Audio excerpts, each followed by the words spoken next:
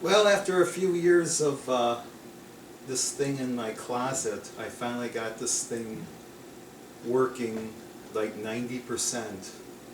And I'll just take you on a quick little kind of tour and do a little demo, and I'll show you the rest of my kind of living room audio setup here. But before I do, I'm going to turn on this light because I need some more light in here.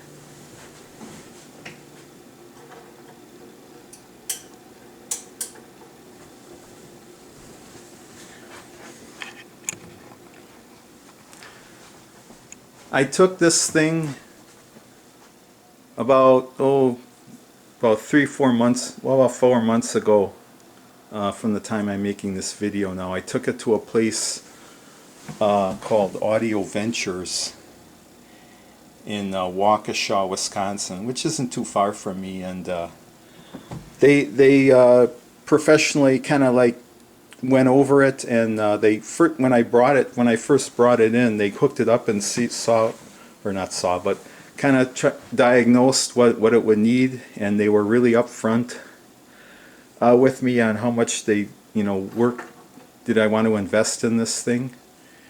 And they basically, what they did is they cleaned all the controls, especially the ones that I couldn't really get at myself without partially disassembling it, like the front and everything.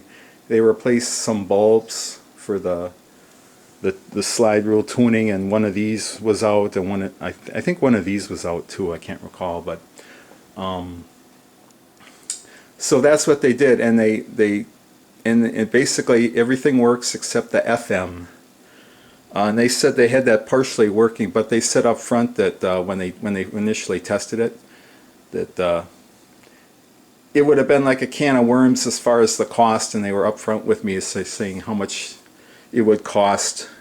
And but I'm more than happy, because for instance, I use this other for FM. If I want to listen to FM, I have this Sony HD radio here. But what I did to it, if you've seen that first video, Stereo Stupidity, there used to be carpeting glued to this thing. And what I did is I took off the carpeting, and there was a lot of like glue residue, so I had to sand that down. Well, in order to get it all off, I had to sand it, and of course, luckily the veneer was pretty nice and thick, but it still was kind of uneven. So what I did when I got the thing back from these guys, I took a coat of I wiped on a coat of like a light walnut stain, and then I put pretty much just a single coat of clear gloss polyurethane finish. And as you can see, I didn't do a perfect job, but then again, I'm not a furniture restorer or anything, but I'm more than happy with how it turned out. And on the sides here, what I did, because some of the original veneer was like torn off along the bottom here, I went to a hardware store and I bought pieces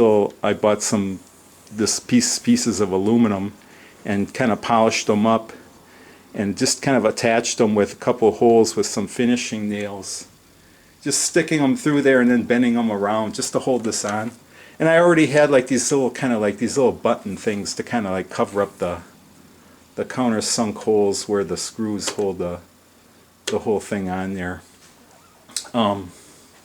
And to show you like the ugly side, as far as like reception goes, I tried like FM reception or whatever, but for AM reception, like I said, I was missing the antenna. But I have an even better antenna, that little loop thing, that's a tunable loop, and I was able to hook it up to the antenna wires here, and it works great for AM reception. The AM tuner is really exceptional for this thing. But without any further ado, I'm going to power this sucker up for you. Like I said, everything lights up. It's not as bright as I would hope, but then again, that's the way it was supposed to be back in the day. I mean, now I know you can buy like LED lights or whatever, but I'm more than happy that it looks nice when everything's lit up the way it's supposed to.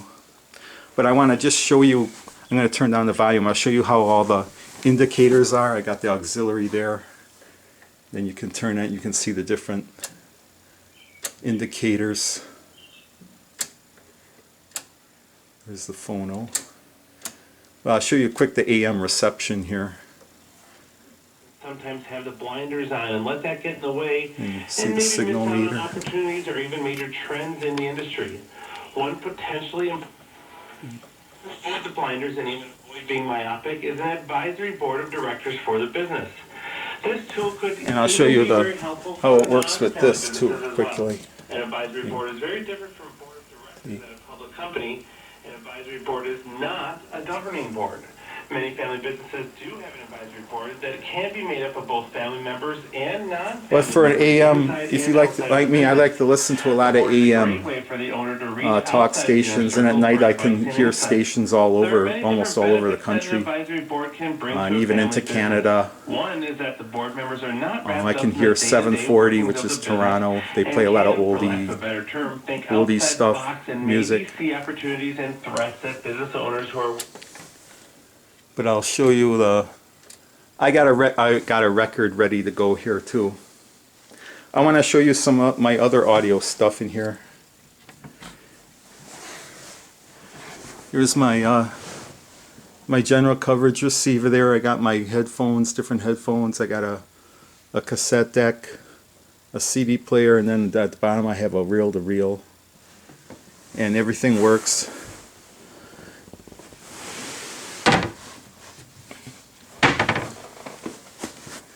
And in here I got two of my 3 turntables. They're both hooked up. And that's my Technics SL1200 Mark V. That I bought new. This one I bought used. It's a Project 1. It was a turntable line made by Pioneer. In fact, I recently got a new cartridge for that. Sounds really great. I think it sounds better than this one. But I bought this recently from a place called the Turntable Lab. Another cool thing I did, I found these little LED stick-on lights here so that I can like see what I'm doing when I'm putting stuff down here.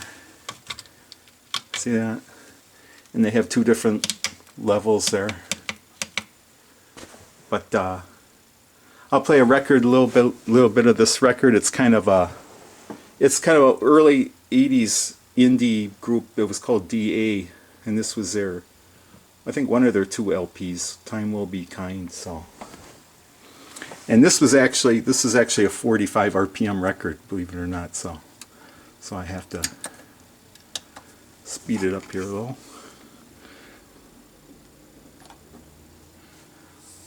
I'll play this here.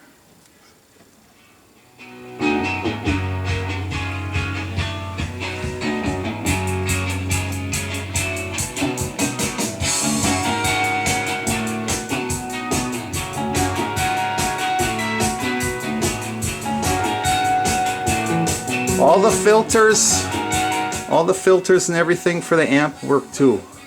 I usually leave it on the loudness, but see, this is kind of a, I don't know, equalizer, I guess you'd say.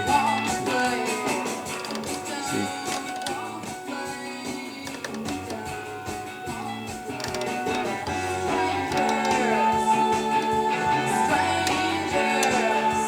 That's off. Like I said, I like the loudness. I just leave it on this. These filters.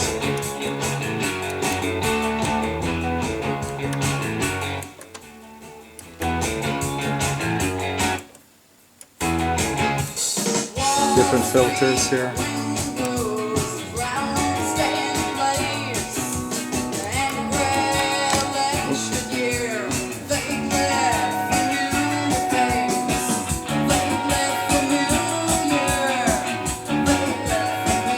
So if you like all this vintage stuff that I'm into, I think you'll like this channel if you haven't subscribed already.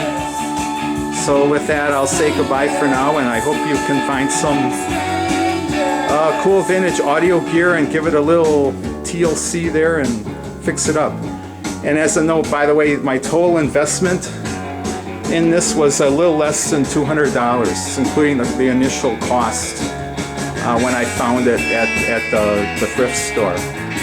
So I'll say goodbye for now. Bye.